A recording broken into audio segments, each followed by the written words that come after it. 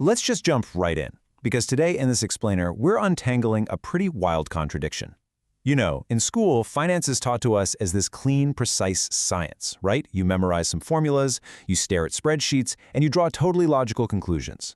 But in the real world, in the real world, spending money is a messy, emotional art. It's actually way less about the numbers in your bank account and entirely about the stories we tell ourselves in our heads. To really wrap our heads around this, I want to share a captivating story about a woman who went to a doctor named Dan Goodman. Now, she wanted LASIK eye surgery so she could finally ditch her glasses forever. And the procedure was totally flawless. She gained perfect 20/20 vision. But a few weeks later, she comes back in the doctor's office completely despondent. She literally told him the surgery had ruined her life. When the stunned doctor asked her why, she explained that she kind of expected losing her glasses would magically make her husband find her more attractive and her coworkers find her more intelligent. When she realized that love and respect weren't actually driven by something as superficial as her eyewear, she was absolutely crushed. And the doctor's realization in that moment is just profound. He looked at her and said, "You have a problem I can't help you with." The issue wasn't her eyes at all. It was entirely psychological. I mean, she got exactly what she thought she wanted, only to realize it wasn't what she actually needed. And honestly, this sets up the entire core theme of our explainer today. Our relationship with money and success operates the exact same way. If you're lucky enough to actually get the wealth you want, you might be terrified to discover it doesn't automatically grant you the happiness you need.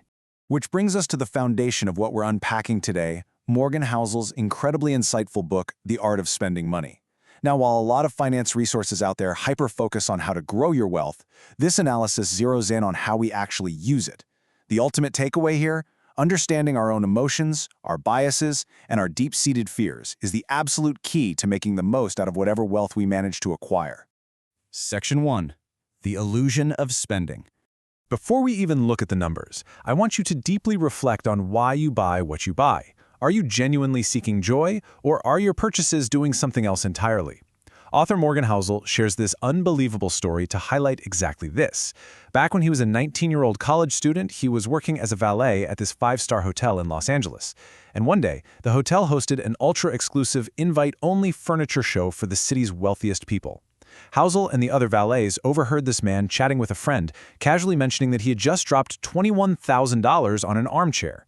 To a bunch of young valets, spending half of an average household's yearly income on a single piece of furniture to sit on was just completely inconceivable. Well, the wealthy man noticed